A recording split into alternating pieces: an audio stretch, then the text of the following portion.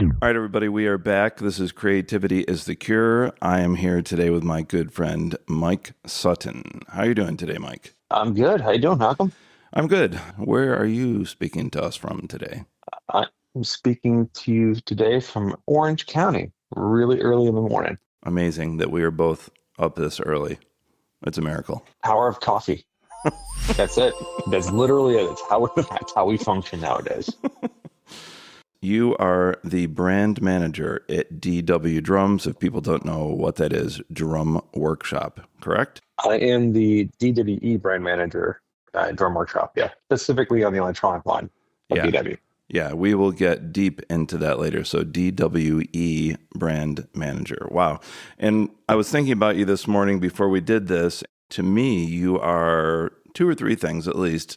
A drummer. You are well known for being great at tech support with all kinds of stuff and product management. Would that be correct? Yeah, I mean, I've done a product management, a lot of tech work, whether it be support work or setup or anything else over the years, almost like a pseudo drum tech at the same time, Right. and audio as well. Yeah, and I think we first met through our good friend Nathan Cherian when you guys were both at Yamaha. And at that time, were you doing tech support? I thought I remembered. How many moons ago was that? Was it? It was probably How like many? around 2013, 14. No, I think when I met you then, I was already the product specialist for DTX Oh, by then. wow. Okay, cool. Yeah, before that, I was the support agents for like the second tier level for Yamaha for all their audio, drum, whatever gear they got. Yeah, I assume you built and learned a lot of your skills answering tons of questions for people. What would you say? Did that help you get to where you are now as far as building knowledge over the years? It did. I mean, I'm looking at it. It's one of the things you learn is you have to learn lots of different pieces of equipment, Yeah, and it's not just specialized in like one area, like drums or guitars or keyboards or live sound. Or you kind of learn a wide range of equipment, and you kind of learn how everything works, yeah, almost down to the point where you have to repair it or modify it. So right. that really did help in terms of like kind of understanding. Okay, this is what a consumer would need at a certain level of product design level and everything else, functionality and use. Like this is what the retailer would need, same set of criteria, and then down to okay, this is what an artist would need, the same set of criteria. Yeah. Well, as you probably know, I worked in quite a few music stores over the years. And one thing I learned right away when I was trying to teach myself how all these machines worked. I mean, back then in the 90s, there were drum machines and sequencers and synthesizers. One thing I learned right away, whether it was like Roland, Yamaha, Kurzweil, any of these companies, that they each had their own operating system. And when you learned it, you kind of knew how everything else was going to work. Would you say that's still true today? Yes and no, because a lot of the companies have changed their operating systems Yeah. on their products. So it doesn't depend on the type of gear, but like yeah, I mean they have some sort of criteria that they stick to. Right. Like that's very common. Like the Roland stuff UI tends to be very simple and easy to intuitive to figure out. Yeah. And they're like without seriously without a manual, you can just go through it and kind of figure it out pretty quick. The Yamaha stuff tends to be a little bit more in depth. Where you Right. can sometimes go a little bit deeper if you need to, but it needs more learning. Kurzweil stuff, it's Kurzweil stuff. Yeah. I remember back in the 90s when I first started seriously using electronic drums, I was using those alternate mode drum cats. Still a really good company. They made like the Mallet Cat, but back then I was using that electronic. It was kind of like an octopad, but the pads were set up to look kind of like Mickey Mouse. It was black and gray, right? Trap And cat. yeah, had that hooked up to an Akai sampler, and that was kind of the way to do it back then. But I remember how complex it was to program and use. And then when Roland came out with the V drums, it was kind of like an iPhone. I was like, oh, this is so intuitive. I almost never looked at the manual. I remember that too, man. I clearly remember I had a class on the Trap Cat in college. Oh, We had that's a right. literal class on that. We had to have one because that's how deep it was. Like programming the MIDI notes, going like, oh, but it could do a lot. It It was was pretty amazing. cool and felt pretty good. But it Yeah. was like, yeah, up, up, down, down, left, right, BA start. So it just felt like. Yeah. And I was like, when I got the V drums, I was like, oh man, this is now I can think about the music. I don't have to worry about the programming. Yeah. what was the first electronic drum you ever tried? I think you're a little bit younger than me, but somebody for Christmas got that Sonics. It was like a black square with 4 pads, and they pretty much would go, boo! They still do those sounds. Yes, And if you want. and they still do those sounds. You can still go boo, boo, boo, boo, boo, boo, boo. Yeah. First one for me, first electronic kit, actually, ironically, was a TD7 Oh, wow. at Okay. a Guitar Center. I remember Roland was doing clinics, and that's when I met Steve Fisher. Ooh, yes. He was doing clinics for TD7s back then. Steve And is amazing. Hello to Steve out I there if know. you're listening. Yeah. Yeah. It's kind of funny when I met him. I told him, like, dude, I met you the first time when you're doing the clinic tour. He's like, no. I'm like, yeah, it's that long ago. And he's like, now I feel old. Thanks, Mike. Yeah, I'm like, his you're welcome. presentations are amazing. I haven't seen him do one in a long time, but I mean, he knows how to put out a product and make it really fun. He was like a Steve Jobs of Roland. Yeah, yeah. No, that's for sure. But yeah, that was my first one, and looking back on that product now, LED screen with like numbers. That was it. You're just like, Yeah. okay, it's kind of like it's a trap cat in a weird way, but it was much simpler Yes. because you had pads with multiple zones for a change. Yeah, having a rim shot or a bell on a cymbal, that was pretty cool back then. And it was There were no it was cymbals, though. fairly affordable. Oh, there was no cymbals yet? No, back then there was just your cymbals were more drum pads. Oh, right. Yeah, your hi-hat and your ride and crash were the same drum That's pads, just right. reassigned. Oh my God, it's been Yeah. so long I forgot. And there was no give when you hit the cymbal pad. No, and the kick drum pad was a reverse beater. Oh, that's right. Oh my gosh. That's Yep. interesting. I forgot about those because, yeah, now I play cajon a lot and I use that DW cajon pedal that hits backwards. I forgot that was with electronic drums back in the day. Yeah, that's what they had. And it's just, I mean, for portability, it was like awesome. Those things still work. But, the feel on the bass drum pedal, because the leverage of the beaters, going upside down, it did feel weird. And you could play super fast like Jojo Mayer. And then you're playing in a regular kit and you're like, no, I can't. No, I can't. I still teach a lot of private drum lessons in Los Angeles, and a lot of people obviously live in apartments. So I would say at least half of my students have electronic kits, and I always tell them that playing electronics can be deceptive, right? Because when you try to do all those same things on acoustic drums, it's at least different, if not more difficult, because the sensitivity level is really wide, right? I look at it, I think it's a little different now. I mean, electronic drums have gotten massively better over the years. Yeah. I'd say probably at least the last five years or so. Right. Like they've improved a ton in terms of their playability and feel. As you get Cymbals. towards the higher end, Yeah. it's getting more and more drum-like Really? overall. Yeah, I mean, when you get to the high-end stuff, like stuff like that, I'm working on DWE or like even the other brands of high-end stuff. Yeah. You can kind of notice that you have to dig into the drum more than you would before. Like it doesn't cheat you. Right. Like there was no cheat mode anymore. It's like, oh, I got to really do this. Right. And I would say over the years, like the band I play in right now, I play a Roland V-drum kit when we practice, but when we play shows, I play acoustic.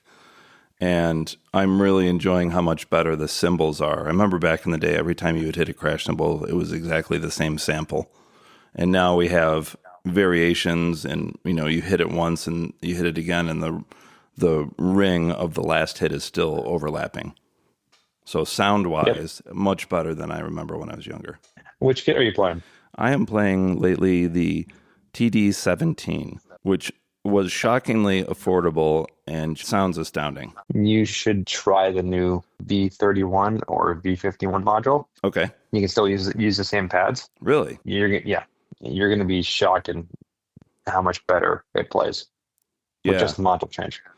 Well, with electronic drums, sometimes the things I run into that are challenging for me to make it sound the same as an electronic kit is I grew up as a jazz drummer. So like kicking the hi-hat pedal to get a little crash, or if I'm going to play, 16th notes with my left foot so I can do fills with my hands. To get that to sound the same is tricky. I know this is going to sound crazy, but to make the cymbals do something like, Tony Thompson would do in Power Station, like the pss, pss, pss, Yeah. To get that to not sound machine-like takes a lot of thought. And I'm in a blues band, so I'm not doing like a weird Danny Carey or Bill Bruford, like really strange sounds. I'm trying to sound like a real kit. So I think about that all the time when I play electronic drums. Yeah, I mean, for that stuff to make it more realistic, there's like kind of different ways to do it. Yeah, One is, as you know, tech gets better over time. right, There's no way around it. Yeah, it's going to get better. This is kind of the nature of the beast. So newer modules, better sounds, better responses, yeah, yada yada yada. The other way you could do it is also hooking up a computer and running a VST because right, you have the depth of sound because the sound libraries and expansion packs is so much larger because right. computers have more storage space. Yeah, You can do a lot more with the graphic UI and user controls. yeah. You can go nuts. Something like DW Soundworks. You can play a bunch of kits that have multitude of cymbals types that you want. So getting That'll more be- sounds and customizing sounds. You're making me think Yeah. way back in the day in the 90s, I worked for this store called the House of Guitars. Actually, Nithin worked there too. And I remember selling a lot of stuff to Omar Hakim, and at that time he was using the Roland kit, much different than today. But sound-wise, I remember he kept buying those Emu modules from me. Remember they had like Yeah. the percussion one, the orbit one. A lot of Yeah, I people do, back man. then, would connect those to their electronic drums to have just a bigger palette, but also be able to customize sounds. Oh man, I remember the Planet Fat. I remember all those Yes, emus. yes. I remember that. I remember all that stuff. Yeah, and Those like you just those were daisy great. chain via MIDI. Do it into a patch bay. Then you're like, dude, I have a massive sound palette to play with.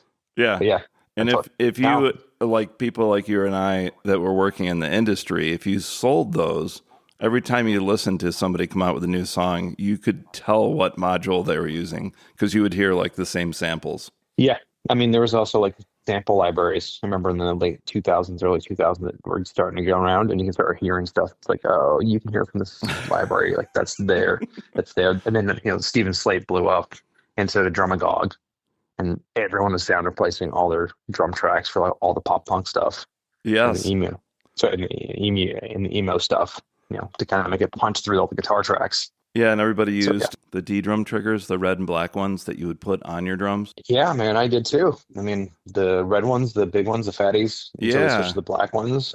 Those things worked great. They were pretty reliable. You could beat them up. You could leave them on a drum, which is great, especially kick, to take it off. Yeah, pretty durable. And I think my only complaint was like when it went, it went. Yeah, and I had a little trouble with the latency with those. I was a little frustrated. It took a lot of work to get those to respond correctly. I mean, again, things are so much better these days.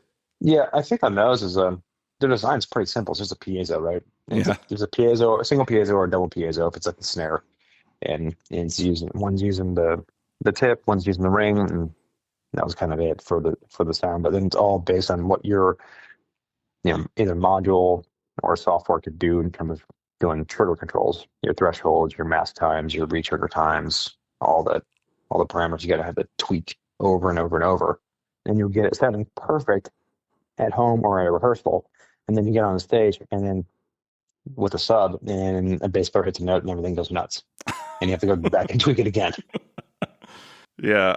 I don't know if you know, but I've currently been teaching music at a high school in Van Nuys, and it always blows my students away when I tell them at their age, when I was trying to make electronic music, you would have to buy a whole bunch of machines, connect them by MIDI, make sure the latency was okay, use the quantize, all this stuff. And these students these days are sitting at home in their bedroom with just a computer and a mic and an interface.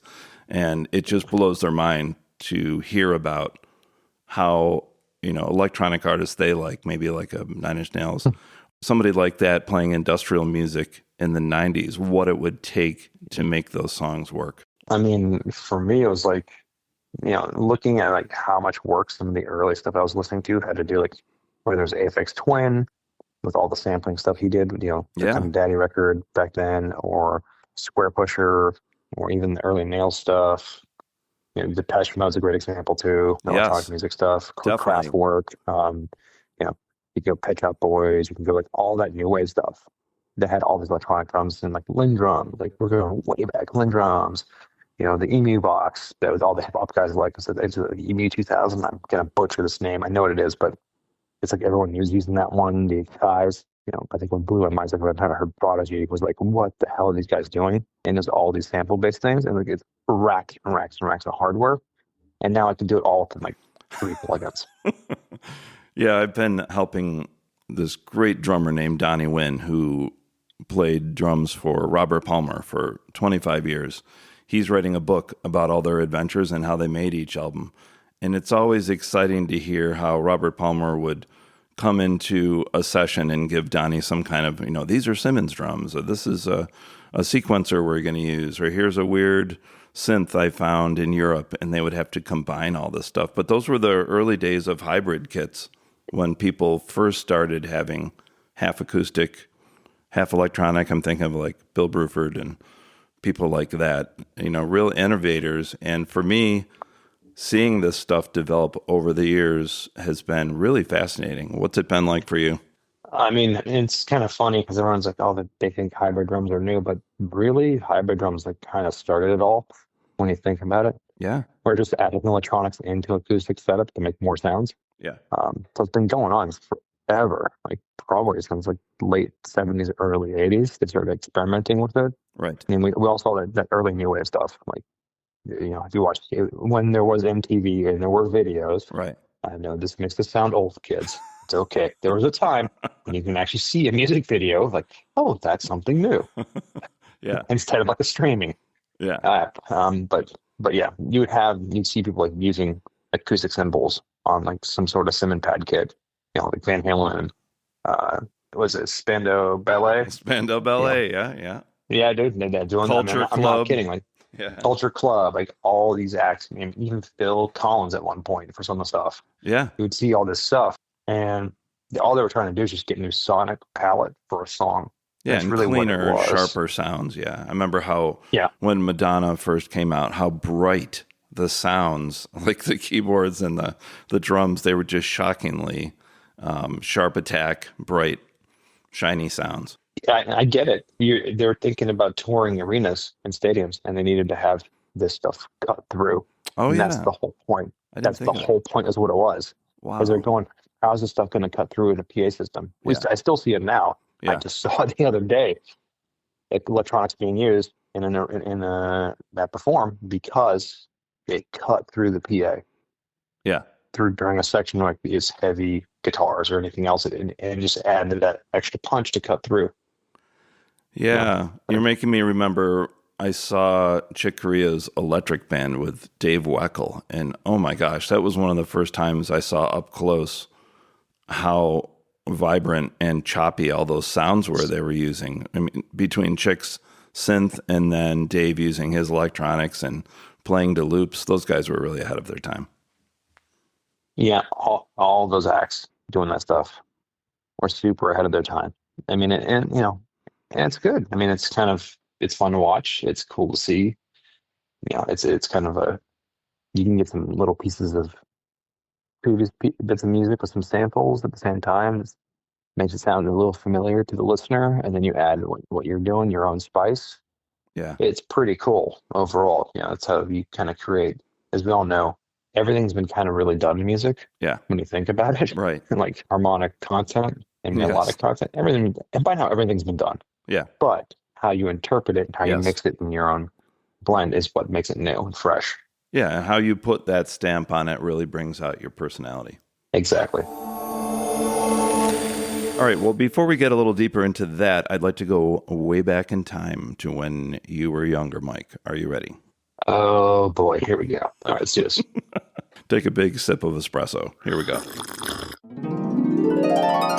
What is your first creative memory? Probably for me was I might have been between 9 and 10. And I got one of those drum pad machines where, everyone has like those little tiny, I think it was like a Yamaha one or something. It's like just electronic drum pads that you hit with sticks. Yep. And that was one of the first ones in terms of like, oh, cool. I can kind of play with it, hit it, and it makes sound. And like, there's like a sequence track you can play to. Right. And like you make stuff up. That was kind of it. But in a group or a musical setting, probably like having to play snare drum in middle school band. Yeah. where there's like a little section in like a song or a piece, Right. and you're like, oh, here's your own like 1 bar, 2 bar section to shine. Right. And they're like, oh, good, yeah, you get your little spot there. You do you do you. And back then, still trying to learn how to play. It's a train wreck, but you learn and you Yeah. get back up and you do it again and you Yep. get better and a little bit better and a little bit better. And then you're okay. Not great, but okay. Were your parents creative when you were growing up? Do you think their creative identity was passed on to you at all in any way genetically, or today do you find yourself doing something going, oh, that's from my mom, or oh, that's from my dad? Nope. None. None. I Just no. rarely hear that one. Nope. Not at all. You were No. the musical anomaly of the family. I was. I may have gotten from like a grandmother that she played piano, Yeah. but like I never got to see her play really. But no, in the household, no. My parents, no, just complete. They like listening to music. That's it. But you know, even going to shows, that wasn't a thing until for me later. Yeah. When did you start playing drums? I started playing drums. I was probably about 13, 14, because I had to stop skateboarding. That was what I did beforehand. My goal before that was to be a pro skateboarder, and I injured myself, so I couldn't do that anymore. So I had to switch Yeah. and find something else, so I wouldn't get into trouble. So I found drums, which is great. Just as equally as obnoxious and loud. So So how long did you have an acoustic kit before you got your first electronics? first, an actual electronic kit was probably in my own electronic, not working in a store or anything else. Probably the time was like, you know, early, mid 2000s. Yeah. That was about it. Just because cost. That's really it. Right. It wasn't because I didn't want to. It's just until, about then, it was pretty expensive to get a decent electronic kit. Right. Like all the inexpensive stuff just really sucks. Yeah. And so you're just like going, I'd rather not bother. You're right. Right. Unless you can do it right. Yeah. Yeah. Do you think creativity could be implemented in curing people or at least helping people with mental health struggles like depression, anxiety? Any insight on that? Have you found yourself that being creative helps you deal with the challenges of life, or do you know somebody else that it has helped? I look at it, it's great for stress relief Right. because it just takes you out of where you're in the now, no matter what your stressors are going around you. I find that it's super helpful. Like I'll try even sitting on a practice pad or like try to get on the kit or something, or even make some audio just to get out of my own head Yeah. and just to go like, okay, everything's good here. It's fine. It can be like hyper aggressive music style or like something really, really mellow. It doesn't really matter. Yeah. It's just the process of like going, okay, what you were dealing with before doesn't matter right now. You focus on this and enjoy this in the now. That seems to really, really help. Yeah. I agree. I think for some people it's cathartic or they work through issues in their head. To some people, it's just an escape. I mean, if you're playing music, obviously it's a escape into a world or something that challenges you so much that your brain can't focus on difficult stuff you're dealing with. Yeah, I think there are many facets to what it can do. I think if you're writing lyrics, you can work through issues and solve them later because you're forced to really think about what's going on. Yeah, you can dig down deep. You can emote what you're feeling, what you're thinking, and get it out. And I think that's the biggest thing for me. It's like, okay, don't hold it in. Like, get it out where you can. Yeah. If you don't, it's you will feel the effects physically at one point, Yeah. which is not good. Yeah. It's going to manifest somehow. It's like that great book, The Body Keeps Score. And they say that if you don't deal with trauma, it eventually affects you physically. Exactly. Yeah. Yeah. You have to, for your own mental, physical well-being, do that. If you don't, you will feel it over time. Yeah. It's like Frank Zappa once said, music is the best. Exactly. Frank's never wrong. Tell me one drummer who inspired you when you were younger. Ooh, that's a good one. There's so many. Oh man, I'm trying to think of one that's like, okay, this one blew my mind and made me like want to push and do more stuff. Because like I have like everyone's got like the who made you start. Yeah. right? There's Yeah. always those. Like I have two who made me want to start pick up an instrument. Okay, let's hear him. You Dave Grohl and Lars from Metallica. Yeah. Two very different drummers That too. Yep, I heard Teen Spirit and I heard the and Justice for All, and I'm like, yeah, I want to do that. That's That was it. It's like yeah, I want to do this. Looks fucking cool. for so many reasons. Yeah. Those are two Yeah, very different drummers and two really innovative drummers. yeah, yeah, definitely. Like both sound wise and song wise, like the bands that they play in or played in, blew my mind at that point in time. That really opened up, And then you get once you start your musical journey, things you learn in a little bit different, like the Neil Pearts and Right. open up like what's that, and like then it's like, oh, what's Primus, what's Dream Theater, and you're like, oh, what's James Brown, like you start venturing off like all over the place. Then you start getting your different genres, which is really really fun because you're like, oh, music's really fast, Yeah. and I really don't know anything. This is fun. Yeah. The journey is endless. Who would be a drummer back when you were developing your playing that maybe had a hybrid kit or played electronic drums that intrigued you to the point where you were like, I need to get some of these electronic drums, or somebody using loops or sounds? When I saw Nine Inch Nails live, Yeah. when I saw Chris Verena on Downward Spiral tour, Yeah. Wow. that blew my mind. Then him and Gingerfish with Manson at that point, like just how they were incorporating that stuff on that tour was does different tours, but that was pretty nuts. My wife, Christine, and I got to see the Downward Spiral tour, but the craziest show we saw within that is when he was touring with David Bowie. And for people that don't know, David actually opened up for Trent, came out. I remember. Yeah, and then both the bands did 2 or 3 songs together. One of them was Scary Monsters, one was Hurt. And to think of the technical complexity of that show just blows my mind with all the different stuff they're using. I saw that tour too. It was crazy. I think wasn't that when around when David Bowie had the Earthling record? Yes. Well, Like, pretty first, close to it. for that tour, he had done Outside, and that led That's right. to Yeah. the Earthling when they started working with That's right. Mark Platty and Zachary Alford, all these great people. Yeah, I remember. I think I still have the Outside record somewhere on CD, Yeah, absolutely amazing. but I have no CD. I have no CD player though. That's the sad part. It's like, oh, cool. Oh, okay. Well, now it's a coaster. Since we moved out to the desert, I'm setting up a studio, and I'm trying to slowly get back every medium so I can play stuff I have. The only thing I don't have is something to convert video to MP4, which I would love. But I have all the other weird stuff: records, cassettes, CDs.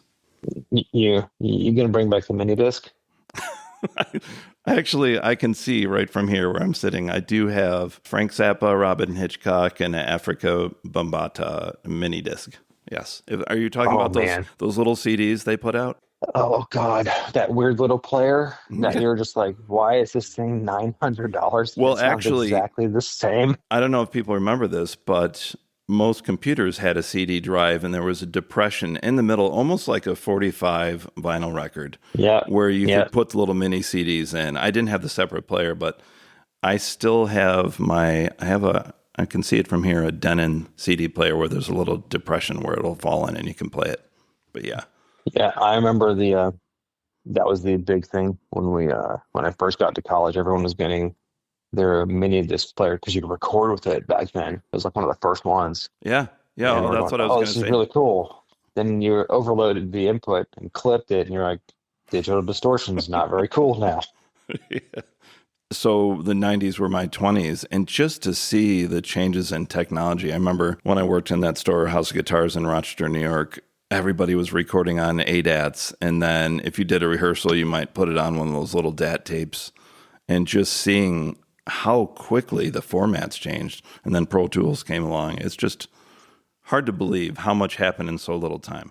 It's funny because I'm actually looking at a DAT tape in my hand right now from the 90s in a band I played in the 90s. Yeah.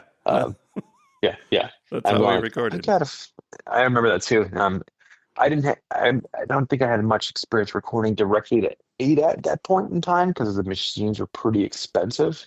Yes. back then. And you had They to were have, pretty expensive. what was it, 4 tracks on a tape? You had to have a lot of tapes. The protocol could do 8 tracks, so you could like, you know, it was you had a lot of tapes, and then they were finicky and they didn't sync, and the noise ratio was kind of whack sometimes. But some cool records did come out on that. The first time I heard about ADAT was way before I saw them. I read an interview with Stevie Wonder, and they were saying he was recording on videotape and like audio, and I was like, what? Yeah, I mean it's you got to think of like all the reel-to-reel machines, like the big ones, Yeah. the 2-inch machines, the quarter-inch machines, the half-inch machines, the 2-inch machines. Those things are massive and expensive. Yeah. The giant studios were a couple million back then. So to be able to do all this like almost in your project studio from home Yeah. was a massive jump. And I'm trying to remember that one of the first records I heard that was done on ADAT that sounded good was the Failure record, I'm so, Fantastic Planet. oh, really? Wow. Yeah, those guys did it. There's a great documentary of them.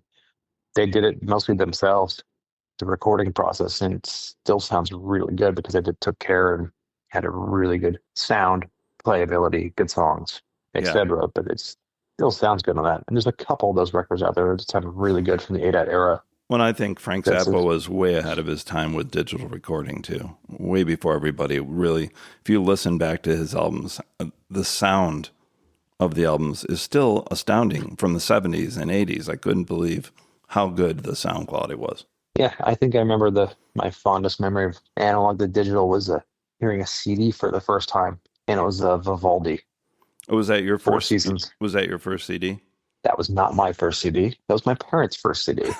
But, That's but I right. remember hearing it. I keep forgetting you're younger than me. I know. I'm an old soul and in a young man's body, or the other way around. I don't really know. Well, the first CD I got, my brother gave me, and I still love it, the album. It's Wynton Marsalis, Black Codes from the Underground, and it's got Jeff Tain Watts on drums and Wynton's brother Branford. It's just such a good album, and the CD still sounds really good and really warm. I don't know what they did to make it sound that good, but if you like jazz, that's an album you just can't miss. I recommend everybody checks it out. I know what they did. They recorded an analog and then dumped the CD. Yeah, that was the big thing back then, yeah.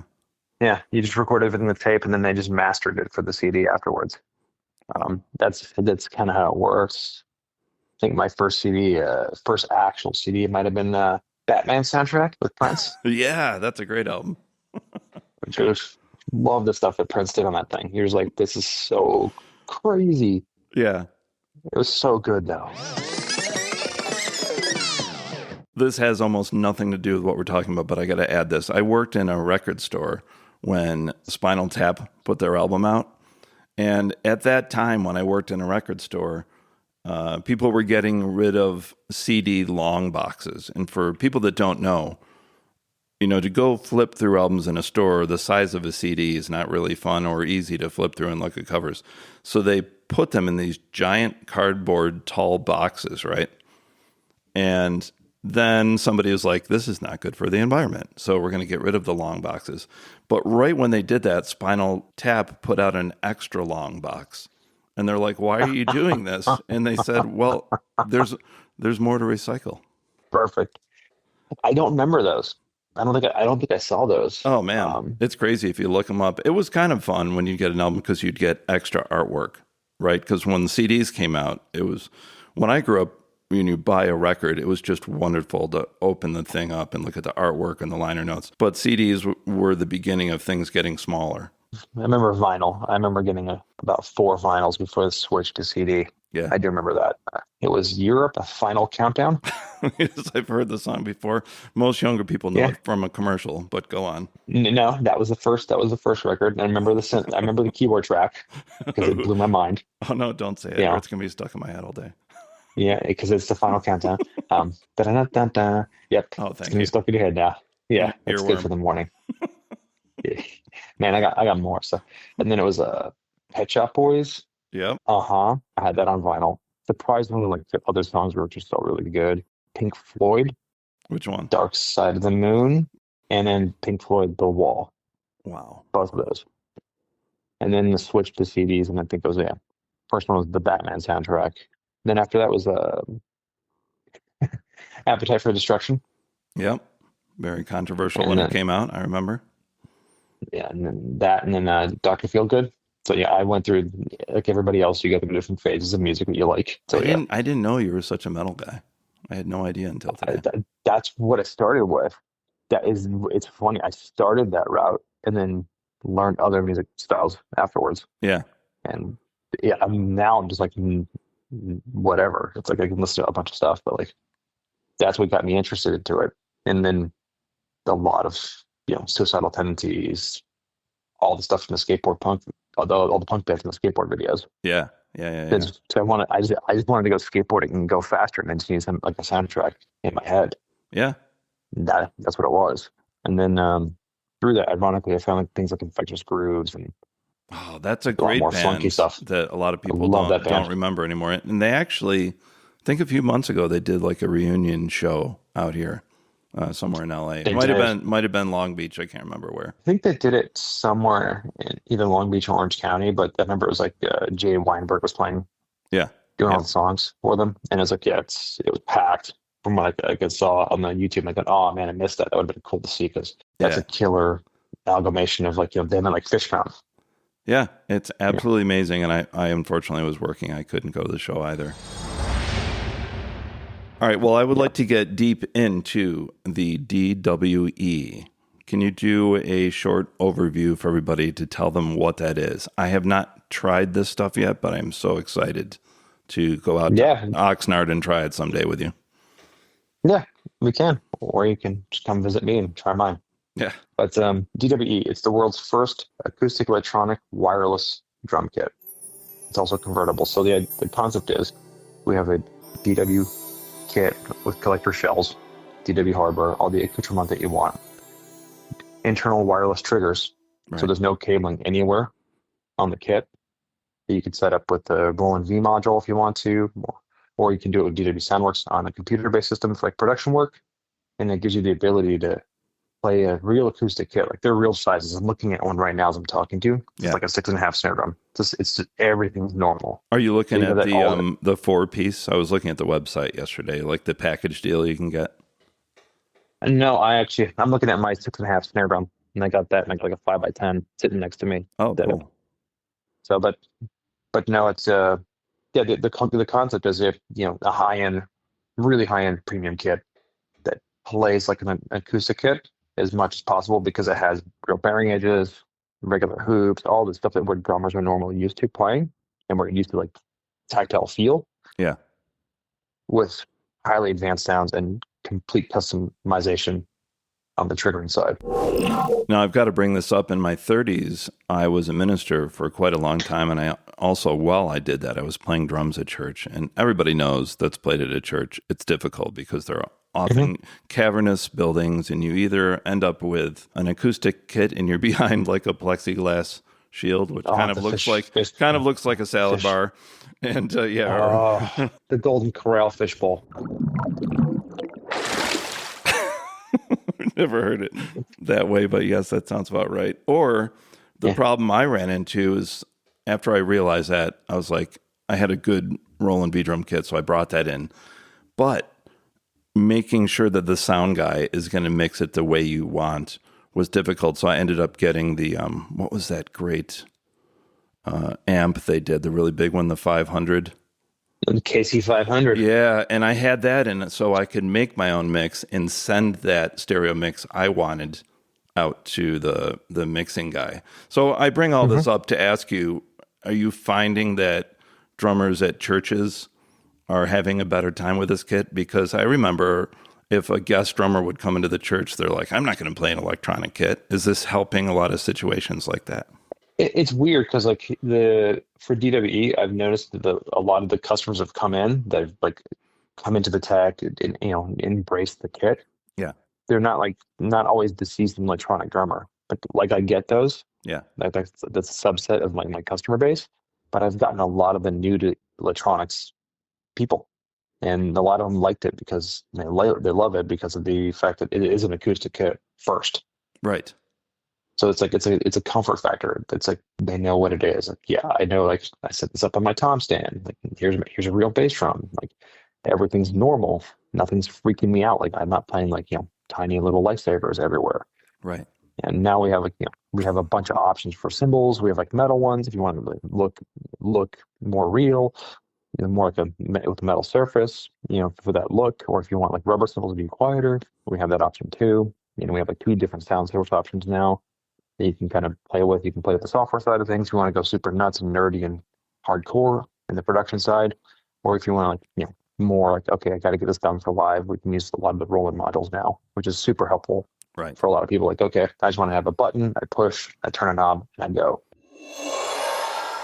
I imagine that especially people in the hip hop world really dig these. And I bring this up because I went to see Eminem live quite a few years ago. It must have been 7 or 8 years ago. And I was shocked that he had a live band because, you hear his music and it's all programmed, which is fine for recording. But I always get bored when I see a band and everything is mechanized and sequenced. And so I bring this up thinking that, is it true that a lot of hip hop guys like this because they can play a real kit, but they can also have the samples from the album that everybody relates to?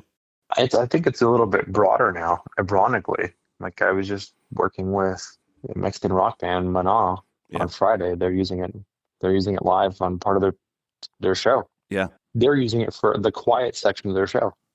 Which is kind of interesting with the more acoustic side. Wow. They kind of still get the drums down, but just like more controlled front of house, which worked really, really well.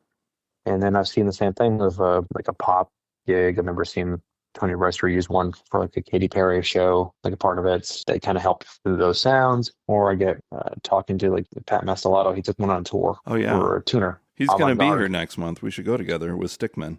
Is he? Yeah. I got to say hi to Pat. He's an awesome dude. And I remember meeting him the first time at a drum camp, and he's super electronics, which is really fun. He is one of the most brilliant hybrid drummers out there. I mean, when I watch him, I almost can't fathom how many things he's doing together and using some classic retro stuff like the HPD 15 hand sonic.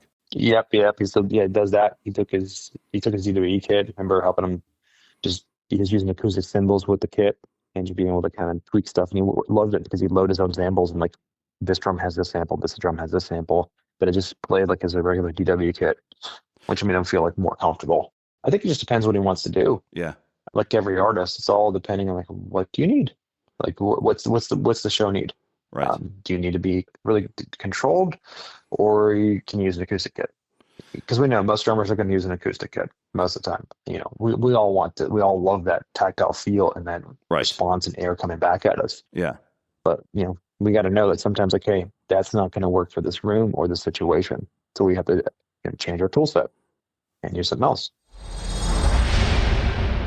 Tell me about this one. One of my biggest questions about this kit, because I haven't tried it, you say it's wireless. So if it's Bluetooth, has latency been an issue, or did you guys work that out somehow? Well, the first thing is it's not Bluetooth. What is it? It's based on 2.4 gig wireless tech. Wow. So it's not Bluetooth. Everyone thinks it's Bluetooth. It's not Bluetooth. It's based on 2.4 gig wireless tech. And that technology lets you have no latency. So from where the drum is to the DrumLink wireless hub, the receiver that plugs into either your computer or your module, it's the same as running a cable. Wow. Like there's zero latency at that point. That's nothing there. And the whole thing's powered by AA batteries, which is more nuts when people are like, wait, how are you doing this? Yeah, my best comment I got at a PASIC when we first launched was like, this guy from South America was like, what black magic is this? Because I grabbed the drum and I just started hitting it. And he's like, what? He still hears sound. And like, what's going on? I just watched this dude's face, like his mind melt. Yeah. And then I start walking around the booth and keep hitting it. And it keeps working. Yeah. And it just keeps working. And he's like, he's that point. He's put his head down. He's like, I don't understand. Like I just, found the first UFO. Well, going back in time, I had the first iPhone, and I remember I was one of the first people of my friends or family that had it, and we were all we couldn't fathom what we were looking at. And this must be the same thing, because I can't think of any kid out there that is like this. People must have disbelief at first. It's really do, because people we did such a great job of making the drum kit acoustic, like as we do, because we're drum workshop, that's what we're known for doing, that when you sit down and play it, or walk past it, people like they don't think it's electronic to start, and Yeah. then they'll actually physically play it, and they're like, "Oh, like this is an electronic kit," and then the snare doesn't throw off works, like it turns on and off, and they're like, Wow. "No," Yeah. they're like, "No way," I'm like, "No, it actually does. You can sound A set, sound B, snares on, snares off, or snare one, snare two, Yeah. you know." Then they're like, "What? That doesn't make sense. The positional sensing on the snare works, the cross stick, all the zone stuff works." For them to play like rim shot, rim, cross stick, center head, all that stuff, and then even we have rim shots on toms. And people are like, "I don't understand. How do you guys do this?" And I'm like, a lot of work, 6-7 years worth of work. That's what that was. But it's been really fun to see that. And then as we keep like evolving the product, because we are version 1. This Right. is the version 1 of the kit. We only came out in 2023 Yeah. at the end of the year. So version 1. We listen to our customers, like we talk to them all the time. Yeah. Like I can't tell you how many people I've met through the DW Facebook group or Instagram or anybody else. They could probably know, like, yeah, we've probably talked to Mike at one point already. And we'll take that feedback, give it to R&D. Let's refine, let's make it better. It's our goal. It's like, okay, how can we refine, make it better, make it more enjoyable for the player, make it more enjoyable for everybody, the player, the dealer, us, manufacturing, production. We try to refine everything as we keep going along. Right. And we've made tweaks. We've added rubber cymbals. Yeah. We came out with metal ones. We added rubber ones. People wanted some softer cymbal sounds for playing at home. Great. We got that option now. Again, I say it again. We added the ability to use modules. It's Right. a big jump. Yeah. Just not just software, but we can use modules because it makes it easier for person live. They have a V71 module or a TD50X, 8 direct outs. Front of house is happy. Drummer's happy. I imagine that the DW factory is something like Willy Wonka's factory. It's probably all top secret, and there's some mad professors like you. Could you tell me some of the people you worked with to help develop this? Like, who brought this into the physical realm to be possible for all of us? Sure. So it was the R&D team, and that was really then before. It's like they were working on this before I got to DW. They were working on for a while, and guys like Mark Morales, he initially started the project, and he's still there working on refining it and getting it better and better. For example, all this the software guys from Jalen to Alan doing sounds, recording to Alex. There's a bunch of it's a good size team that's worked on a lot of the stuff. Paul working on Trigger Tech. That's really, really helped, get this thing out into the world. Big group effort. It's a big, big group effort. We're hard on each other. We push each other really hard. We try to get stuff going more and more and more. And our goal is just to make the product better. Right. Over time. It's like, right. we got to make it better. Got to make it better. Got to make it better. That's kind of our goal. Yeah. It's the ethos of DW is like, it's called the drummer's choice. And the whole point is it's solving problems for drummers. Yeah. I can't think of any instance where this wouldn't fit into a musical situation that the drummer would not be happy, Yeah. I mean, it's really fun to play. It's a weird thing. Once you play one of these and then you go play another electronic kit, your mind and your emotional state go, no. And it's not saying anything bad with the other ones. Right. That's the other thing. Some of the other ones are great. Yeah. It's nothing bad, but there's a physical thing that we figured out that's a little bit nicer to play. We use regular Mylar bottom heads on the toms and the kick. Right. So when you hit it, you get like a low volume cymbal. You get some tone. Yeah. So it's gratification for the ear, right. which kind of helps even if we play with no sound, which makes it fun to play. Like we have regular sized bass drums, like 22s. Yeah. That's much more fun than playing like a small 18 or like a 16. Right. Bass drum is knee kit, response wise. All the drums, you can get them with like regular 5,000 hardware. So it's, regular drum hardware. There's nothing specific like bespoke or proprietary on the hardware side of things. Right. That makes it, pretty easy for adaptation. All right. I've got a really wild question. I'm going to start out by reading a quote by the drummer who has probably influenced me more than anyone, Bill Bruford. Back in the day, when he was playing with King Crimson, he also had a jazz band called Earthworks. And they asked him about the band at that time, and here's what he said. I'm going to play some electronic drums, and what I'd really like to do is play some of the chordal and harmonic movement in the music off electronic pads. And if you guys play single notes, then at least it'll sound unusual and you will sound different because you have different sounding percussive textures and terrain behind you. And everybody got on board with that plan. So he had this really cool jazz band where the first incarnation was he was playing a Simmons kit. And what really inspired me is not only did he have pitches, like musical pitches beyond just rhythm on his pads, but he could program chords. Now, I couldn't afford that kit, so I went out and I bought an Octopad. I think the first version, and I hooked that up to a synthesizer, and I started programming chords, and I had so much fun playing like drum rudiments or paradiddles that I could play a melody and chords. So the reason why I'm telling you all this is I kind of have a general rule for myself. If I want to play regular music like jazz or like I'm in a blues band now, I'll use an acoustic kit.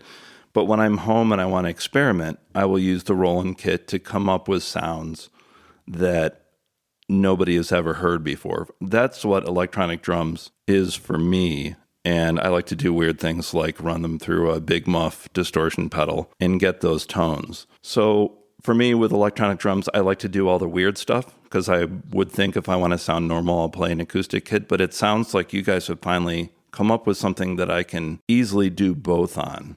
Would you agree with that? Yeah, we can. And from the player's perspective, like the feel wise, you're like, oh, this is very, very cool. Like in terms of like the drums themselves playing, this is a kit.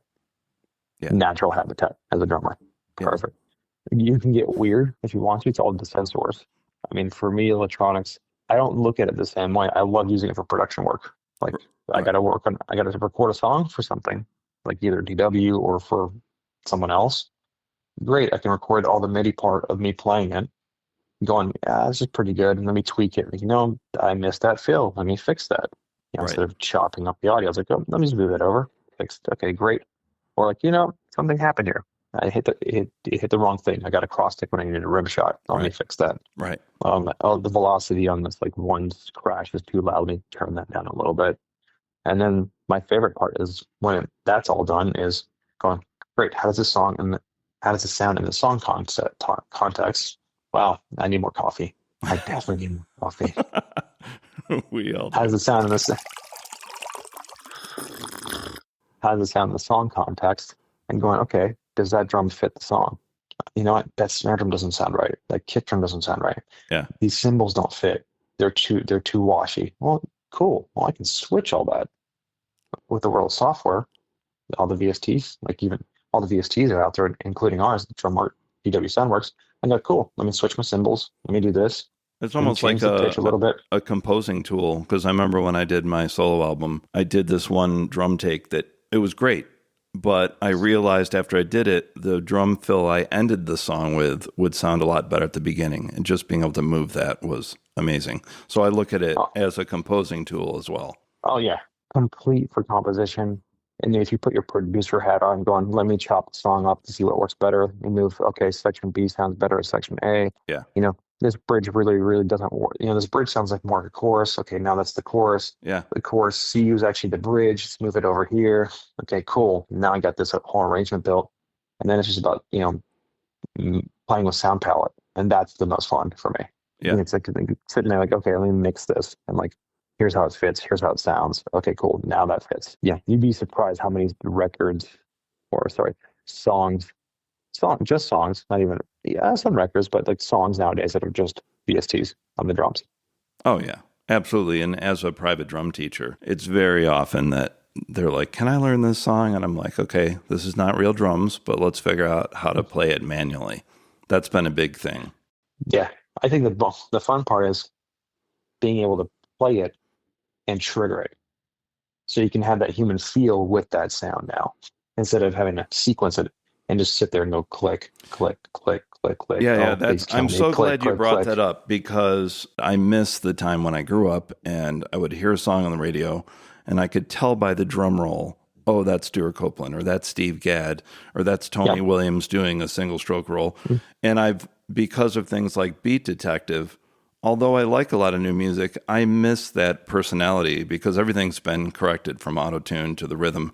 But it sounds like what you guys have come up with could possibly bring us back to an era not unlike what I'm talking about, where the personality can really shine through the electronic drums. Yeah, I mean, I did a track for for like a preview for us. I played it, and did I have to grid it? Yeah, I did. That's okay. I needed to kind of tighten it up, but it didn't change the feel. Right. Oh, the feel was still there. I'd never mess with the dynamics of going up and down. So you still have that human feel playing it. It just made it a little bit tighter, Yeah.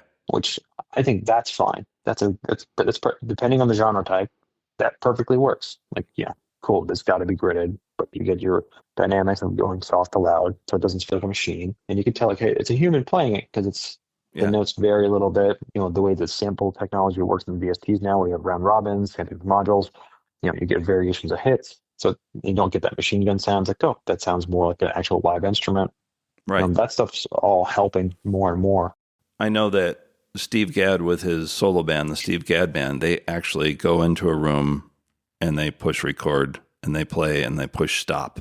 So Yeah. that being said, have you heard of any bands like that that record live in the room without correcting it with any of the things we're talking about, but using the E kit?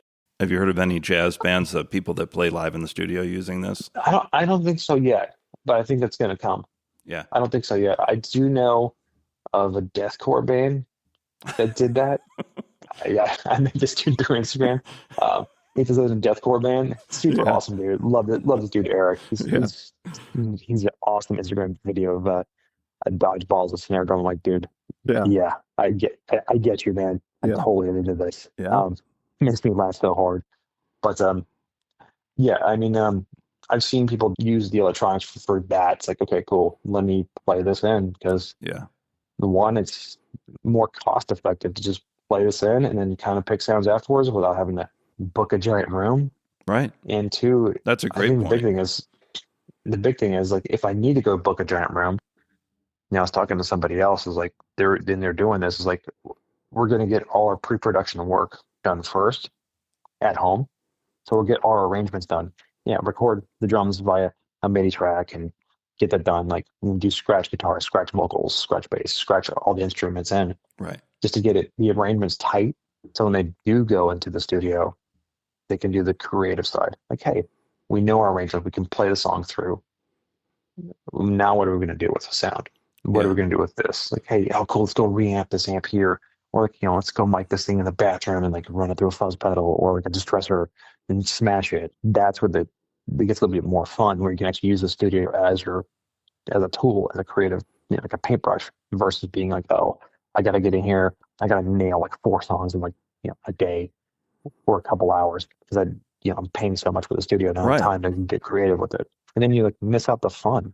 Like the studio's got all these tools. Well, it sounds like the location. It sounds sound. like the E kit is a studio, and I know so many well-known drummers. If you want to hire this drummer and you can't afford to fly him to your studio, they'll just record the tracks at home and send them to you. Yeah. But with this kit, oh my God, you could just say, what kind of reverb do you want on there? What kind of kit? What kind of environment do you want to pretend the drums were recorded in? It's just like an all-in-one product. So many guys I've talked to, so many artists I've talked to, that's exactly what they're using it for. Yeah. Like I could give you a list and you'd be like, no way. I'm like, yeah, they're like, cool. What do you need? I can cut tracks. They're not quantizing. They're not doing that because they're that level of player. They don't have to do that like us mere mortals. But yeah. But they can get all that stuff in and they can send it and they can send. Here's the MIDI stems, here's the audio stems of the software, so that the producer engineers can then just go mix and do whatever they want afterwards. Yeah. And it's faster, it's more efficient, and they can move on to the next one. One thing that really shocked me when I was looking at the website last night was the price point. Now, tell me if I'm wrong, but I was on one of the pages where you get, I think it's a 4-piece kit with hardware and the cymbals and the software and everything you need, somewhere around like $9,000. As I've grown up in the industry, I remember when like a new electronic kit would come out and be like 20 grand. But to know that you guys, because you've got Roland and LP and Slingerland and DW all together, you can really provide everything the drummer needs in one purchase. Yeah, I mean, it's in terms of price points for the kits, depending if you're in the US or outside, because pricing varies obviously outside through currency exchanges, tariffs, etc. Right. But I mean, their shelf packs start at like $44.99 for like the 4-piece, and that's the Wow, drums really?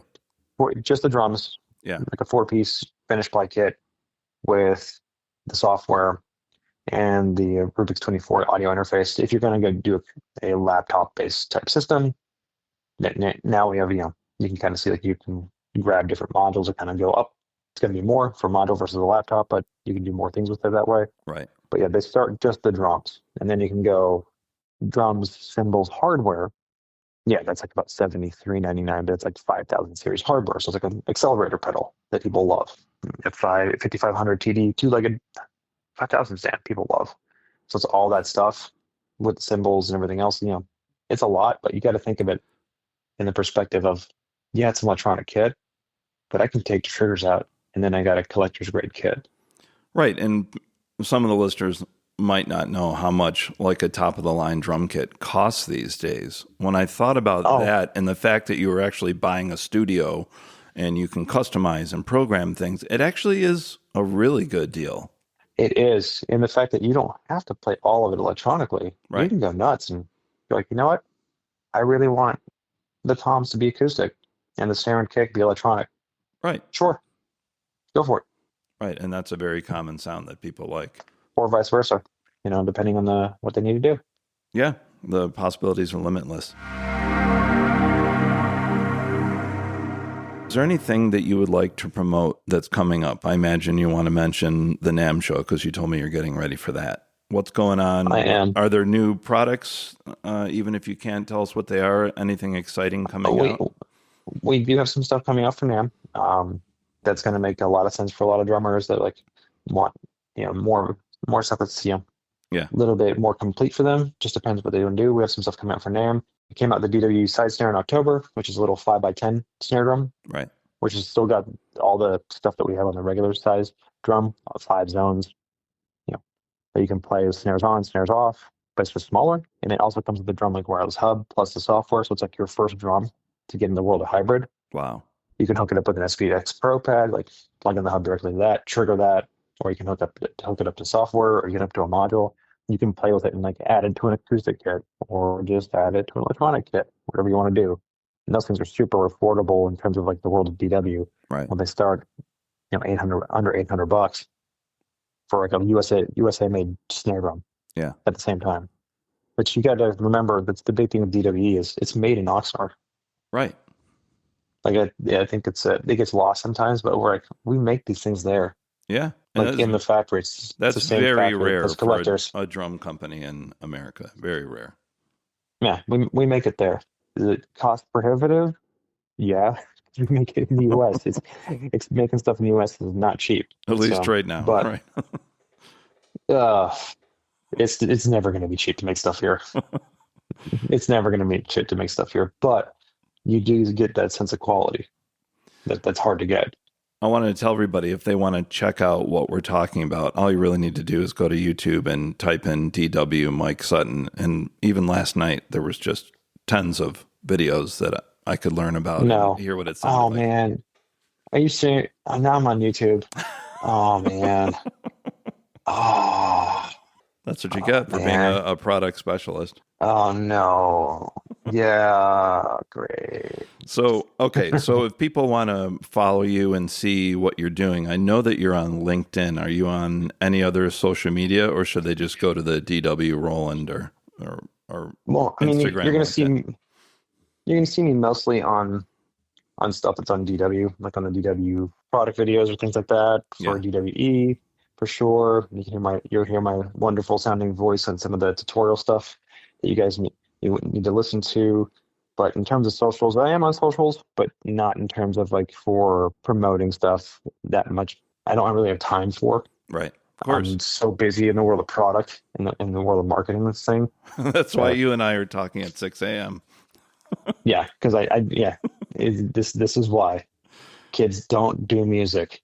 Yeah. Don't do music. This is your brain It'd on be drums, right? exactly.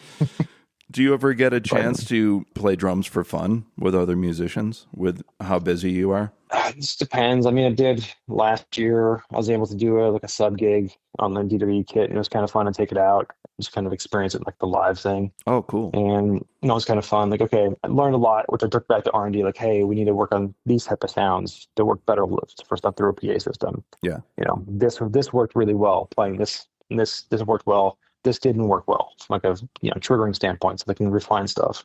Right. We improved our cross stick detection like tenfold because we Right. got a ton of feedback. Like, okay, we need to make this easier to play. Right. But it just depends. I mean, I used to play a lot more. Yeah. Previously, just had more time. Like everybody else, you get older, family, kids, Right. responsibilities, and then the last thing you want to do when you work in the drum industry is sometimes even look at a drum.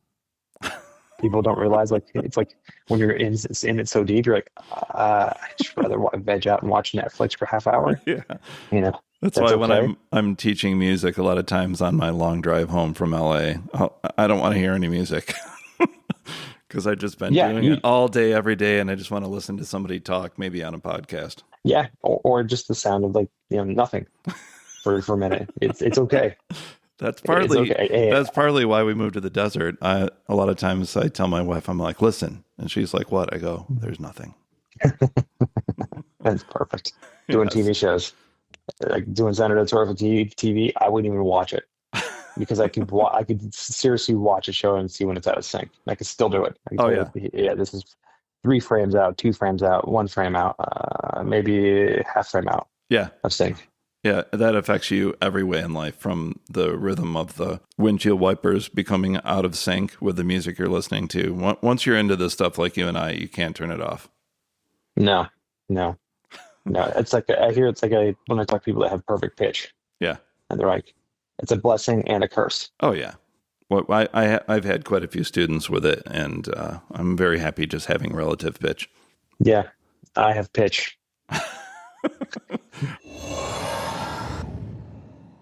I'm always interested in this. If you're an electronic drummer, what do you recommend for the amp?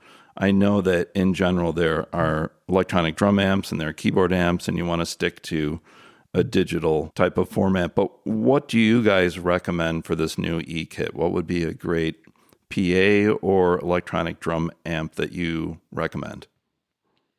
So typically for electronic drums, I recommend is you have to think of your situation. Is it going to be using for home that you want to have a little like some sort of speaker to kind of play at home, or are you going to be playing it live? And live is a varied of club level, theater / bigger venues, all like arena, like that varies. So I'm actually asking for, let's say, a drummer like me, not a famous guy, not playing with a huge band, playing in arenas. If I'm going to go play in a club with an E-kit, what would be the coolest thing that I could bring along? Okay, so for that setup, like a smaller club, then they're most likely going to have a PA. So the big thing you have to think about is, okay, I need to meet my audio outs of most of the time it's going to be module. Going out to the front of house module, have it clean, give them as much control as they can for what they need to do, make it sound good out there. Right. For most club situations. And then you're going to think about, what do I need for this stage? Is everybody going to be on ears? If everybody's on ears, great. Have a mix for ears and everybody will be happy. But if they need to have that movement of air, right, I found that using either a good sized monitor wedge, like something like a 15, helps to kind of give you that impression of air. Or ironically, like those systems that have a line array stick and a sub, are really good, and they're super portable now. Yeah. Now I've been using that for trade shows and things, and it's like, that's really killer. You don't have to crank it, and it just gives you that movement of a sound source from the drum set, because that's one of the biggest things with electronic drums that people miss. Right. Yeah, I heard this great story at a church, which has made me laugh. Was the drummer had the DW kit. It's a big mega church out in Bakersfield. He has a DW kit set up and it's sounding killer. Like, everyone's like, this sounds amazing. Holy crap, front of house is amazing. But he had one person sitting in the front going, sounds different. I don't know what it is. Yeah. And what they were missing was the sound of the drum kit coming at them from where the drum kit's looking at it. Right. We don't have that years of like history, like a guitar amp where guitar players stage right, stage left, and the amp somewhere else. Right. And people are accustomed, like, okay, he's over here, but that sound's coming there. That's totally normal. We don't have that on e-drums. Right. Like we don't have that history. Right. So one of my tips and tricks for any e-drummer is get like a good monitor wedge, not a keyboard amp. Like you need a monitor wedge with like a full spectrum of range and frequencies to be able to get all the high end from cymbals and Right. percussion down to the low end of kicks and floor toms. Right. That makes Or sense. like a stick system that can do most of it and still be relatively compact. And that way you can get some air coming from where the drummer is, and it makes it more enjoyable. Yeah. And gets rid of that fishbowl effect. See, all comes back. It all comes back to this Golden Corral fishbowl.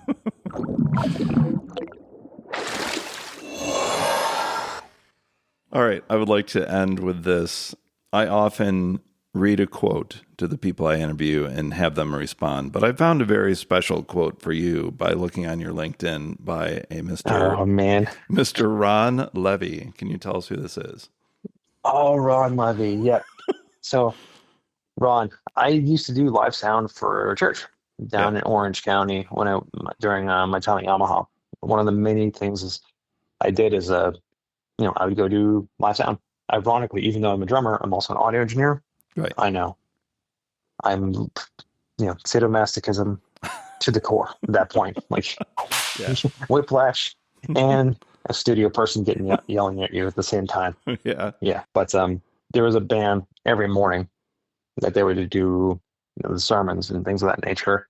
And they would get a lot of guests coming through. Like, anyone from like Paul Williams to Marianne Williams, like all these different people would come in, like sit in all the time. So the band had to be rehearsing early, and I have to go. There was a mobile church, so you have to set up super early, like set up, get there at 7, set up, be ready by 8, right? Like from scratch, like PA completely set up from scratch, and you're the only one doing it. I think I had like one helper, like help me put like the 15s on top of the subs. Yeah, that's it. I've been there. And then everything else, wiring everything else, getting it going, running it through the digital mixer, and these guys were always surprised, like, dude, you make this sound really good every single time.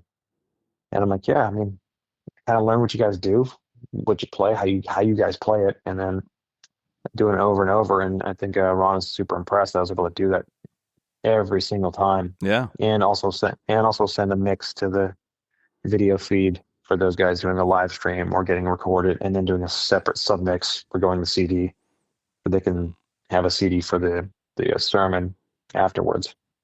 And it was difficult because locations were not acoustically treated like ever, and this is before you can ping a room and take a listen to it and do speaker correction. Right. So that's what I think I got from Ron in there. He's pretty surprised, like, dude, how do you do this? I'm like, that's what I did. Went to school for it, and now I apply that same concept and stuff for the e-drums too. All the time. Let's listen to hear what Ron had to say about you. Mike is a scrupulous sound engineer with excellent ears and deep problem-solving skills. He is a pleasure to work with, always a team player, and very musical. His additional skills include taco tasting and punmanship, and he has my unreserved recommendation. Did you care to respond to that, especially the last two sentences? Yes. As you can't tell, I'm not sarcastic at all. I have zero sarcasm in my tone. Yeah. I've no sense. I'm a little robot. I'm a robot with no sense of humor, whatsoever. And I don't like tacos. No, I'm kidding.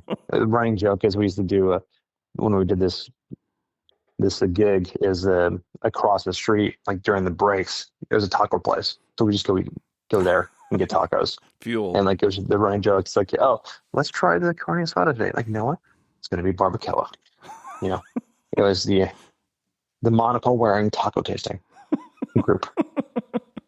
Ooh, I love a good monocle. Yeah. Mike Sutton, thank you so much for talking to me today. I know you are the most busy man in show business, so I really appreciate you taking the time. No, thanks for being available. This is really fun. These things are always fun to kind of see what comes out, what you learn at the same time. And, I tell everybody, always explore musically. Use electronics wisely. Don't be afraid. Don't be afraid. Like Indiana Jones, you can choose wisely. Why did it have to be snakes? I mean, it sounds like you guys have finally solved the pile of snake cords around the electronic drum kit. We did, and we have the Indiana Jones thing for it. All right. On that note, thanks very much, Mike. Talk to you soon. Thanks, Malcolm. Bye.